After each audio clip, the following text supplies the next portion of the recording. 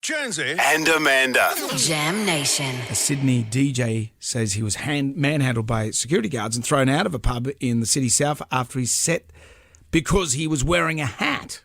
What do you mean? What said- sort of hat? It looks like a baseball cap. Matty Ferguson, stage name Flexi Ferg, you'd be aware of his beats, wouldn't you? Of course. Said the incident occurred last month and he was performing away. He was leaving the venue to go to another gig because that's what DJs do. They do one gig and then they go and do another one. I was about 10 steps from the door and the security guard comes up to me and says, "Oi, mate, you can't wear a beeping hat in here." I took 3 more steps. He runs back over, grabs me with both hands and goes, I said, "Take your beeping hat off." I admit I was a bit of a smarty pants and told him to leave his small man attitude at the door. Because I've often found if you have a run-in with a bouncer, that's the first thing you've got to say. Leave your small man attitude at the door. It wasn't Anzac Day. I mean, was there a reason why no one should have been wearing a hat? Doesn't really go into details about that. But Flexi Ferg has said this wouldn't happen anywhere else in the world. You go anywhere in the world, you go to Helsinki or whatever, and you can wear your hat. You're not a fan of hats. No. You talk disparagingly about people wearing hats, including me. I like a hat. My family mocks me when I wear a hat. Well, you know. What? You've got, Brendan? What? Tread very carefully. You've got. What have I got? You haven't got a big head. No, I don't have a big head. You got a small head, and you're like me. I have a small head. So hats look strange on us. Yeah. But hats, you just be a slave to it. You remember what's his name? Boy George. Remember Boy George came out and he wears those stupid big hats.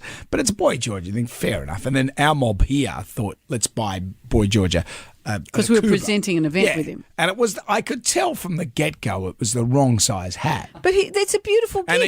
But he went, He doesn't have to wear it. He likes to just love it. I think it went straight into the bin or to a roadie or something like that. I just, I'm very practical when it comes to hats. What I find the problem is too is that if you are having a bad hair day, that's often when you wear a hat. So you smooch your hair down and put the hat on, and then someone invariably will try and take your hat. Yeah. And so then you're left looking worse than if you'd actually styled your hair in the first place. A hat is a rod to your back. If you're in the city and you're wearing a hat, you look at those guys that wear a little pork pie hat. I love them. I love them. Mate, what are you doing? You're not someone who likes that. You don't like men who wear hats or scarves. I like both. I have no beef with a man wearing a scarf, but there are a certain type that wears a hat and a scarf. No, I like it. Andrew Farris, remember he came in, he was wearing that ginormous hat. It's like something He from couldn't the Spanish fit through the Inquisition. door. I thought it was a joke. I said, mate, that's quite a hat you got there. And he goes, yeah, really? And I went, yeah, it's like, you move the tides with that thing. It's so big. You had to take it off to put the headphones on. It was too big. It was impractical. But it's not all hats are practical. They can be fashion. You just don't like them. Hats lead to trouble.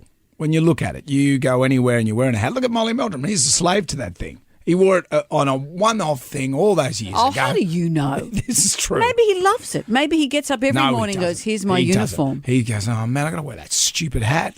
Because when I'm out there winging at a Rod Stewart concert, no one's going to recognise me if I'm not wearing the hat. So he chooses that, you think? He chooses the hat.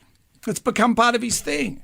And then you got people like Glenn A. Baker who wears that crazy little fez. See, this is their thing. You wouldn't remember what Glenn A. Baker looked like if he didn't say the guy with the fez. I might start wearing a hat then. Should I start like a... Why don't you wear a sombrero? Put some corn chips in it and you can help us all out. Oh, that's good at providing food for everyone. That's a good idea. I like the idea of that. So what's your umbrage? What's going on? Hats always get you into trouble. No, they don't. Hats get people into trouble. If you wear a hat, you've got to be good at fighting, is what I'm saying. Because, I don't know if that's true. It's true. Like for guys. Maybe girls, maybe it happens for you. We've seen Melbourne Cup. Have you ever gotten in trouble for wearing a hat? I don't think I have. Only with my own family. Because if I go and watch the boys play football and I put a hat on, you know what people sometimes say to me if I'm watching the football where the kids are playing or I've got a hat on? Oh, hat and glasses, trying to disguise yourself. Yeah. No, I'm actually just wearing a hat and glasses like every other parent is here. But you see those executives like Kendall Roy, for example, in Succession. He always springs to mind. When he's trying to be all badass and gangster and blah, he wears the hat. And you just go, pfft. You actually get, pfft. You're taking on a fictitious character. I'm just saying, if I was in that whole business, I'd just go, pfft.